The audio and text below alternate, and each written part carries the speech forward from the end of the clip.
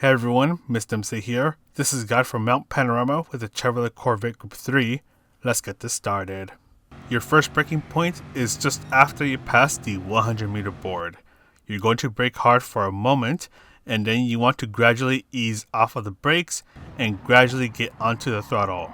If you do this right, you can get a smooth turn without any drama, and you'll get a fast exit. And with the Chevrolet Corvette, you want to shift when the shift bar on the bottom of the screen is at around 66% full. Now bring yourself to the left side of the track and brake just as you pass the 100-meter mark where this path on the left is.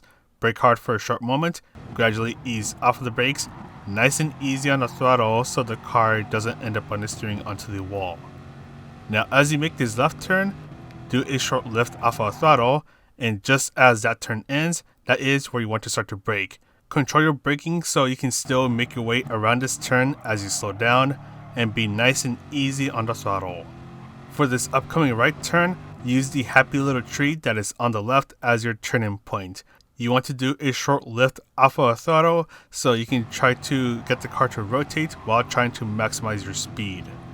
Take this left turn flat out, then lift off of the throttle for this next left turn. And then for this next left turn, you want to lift off of the throttle before the curb on the right starts. This will prevent the front of the car from getting airtime and you can safely go through this turn. Try to avoid the grass, bring yourself to the left, pointing towards the wall on the right, and brake just as you go under the Audi R8 sign. You can use braking and throttle at the same time to try to keep a little bit of stability on the car. Then do a quick burst of braking, bring yourself to the left, nice and easy on the throttle, bring yourself to the left, lift off of the throttle, use a little bit of braking as you go through the right turn, and as the wall on the right turns blue, that is where you want to start to fully brake. Brake as much as you can, slowly ease off of the brakes as you turn in, get the car pointing towards the back straight, and then start to fully accelerate. Let's fast forward through this, take this right turn flat out, bring yourself to the right side of the track, and brake just as you pass the 150-meter board. Brake hard for a short while, gently ease off of the brakes, touch the apex, carefully get on the throttle. Just try not to get onto the grass at all. Bring yourself to the right side of the track and brake just as you pass the 100-meter board. This is a little similar to that of the first turn, except you're going through it at a slightly slower speed, so bring yourself down to second gear, nice and easy on the throttle, and you are good to go. That is all for the lap guide. Let's go ahead and take a look at the strategies. For this race, we are doing 9 laps at Mount Panorama, and we are doing this with Group 3 cars.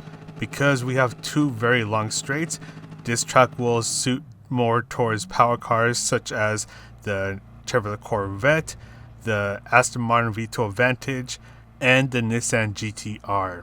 Fuel is a ×2, so don't worry about that, but the tire wear is a ×7, which means the tires will be a problem. The racing soft and medium tires are available for this race, and both tires are required for this race, so make sure you do a stint on the soft and medium tires so you don't get a 1-minute penalty after the race ends.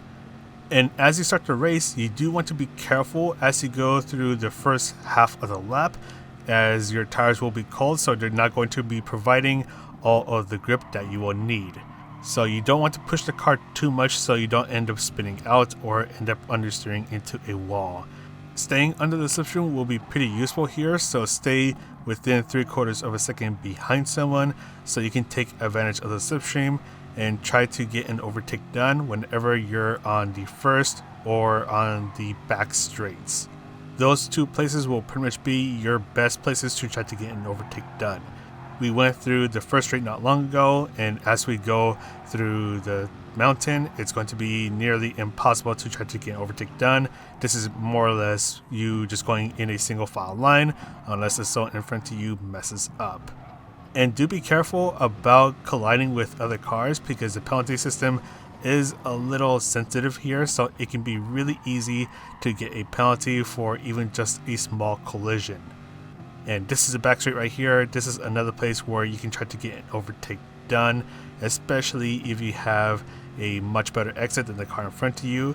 Take advantage of the slipstream and then you can try to pass them before you have to brake for the upcoming left turn. And I do want to mention the final turn. It is a place where it is possible to get an overtake done, but that one's going to be a bit more situational, because if you start to fight with the other cars, then you're going to be slowing yourself down. And if you pass them, so if you pass them right here and it's not the final lap, then they can take advantage of you as you're going through the first straight that is coming up right now. So you do want to think about when you want to do an overtake or attempt an overtake. So you want to pick your battles, know when to fight for the position, and know when to not fight for the position. But anyways, let's talk about the pit stop and the pit strategy. So before I talk about the strategies, you do want to brake a little early for this pit stop entry, because there is a series of turns that leads up to the pit entry. And once again, racing soft and medium tires are required for this race, so you are forced to do at least one pit stop. If you're starting on the racing soft tires, you want to stay on them for 5 to 6 laps, which means that you'll be doing 3 to 4 laps on the racing medium tires. And if you're starting towards the back, start on the racing medium tires, and then when it's time to pit, you switch on over to the tire you haven't used yet, in which in this case, it'll be the racing soft tires. Now, what's going to make this interesting is that the pit loss is actually really short.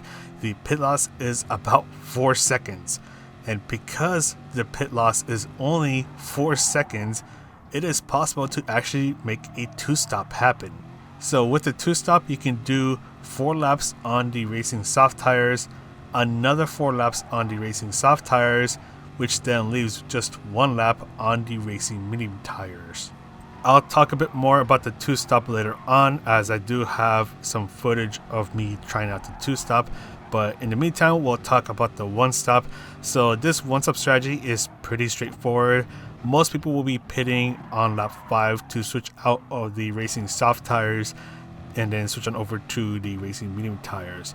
If you're really good on taking care of your tires, it is possible to go 6 or even 7 laps on the racing soft tires, but you're pretty much looking to pit at the end of lap 5 or 6, depending on how good you are on your tires. And well, yeah, that's pretty much it for the 1-stop. This one is pretty straightforward. Now let's quickly talk about the 2-stop, because I do want to talk about that for a bit. And with the pit stop loss being only 4 seconds, it is possible to make the 2-stop work. So you're once again doing 4 laps on the racing soft tires, another 4 laps on the racing soft tires, and then 1 lap on the racing medium tires. If you're starting in the back, you can do 1 lap on the medium tires and then 2 4-lap stints on the racing soft tires.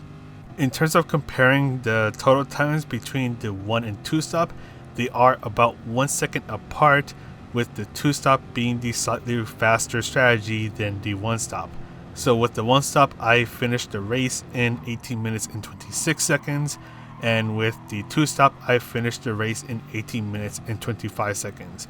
However, you do need to be a bit careful with the 2-stop, because if you do get held up by someone in front of you or just end up in multiple battles, then it's going to be really easy to have the 2-stop fall apart. So let's say, for example, if you're starting in first place and you do the 2-stop, and assuming that no one ever gets in front of you, then you basically have nothing to worry about and you can easily go for the 2-stop. However, let's say there's a group of cars ahead of you and you do the 2-stop.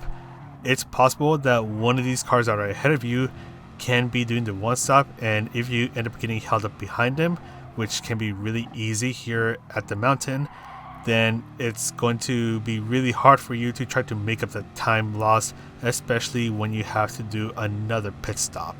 So if you're thinking about doing the 2-stop, you want to make sure that you are at least 4 seconds ahead of the cars behind you, unless if they're pitting in with you.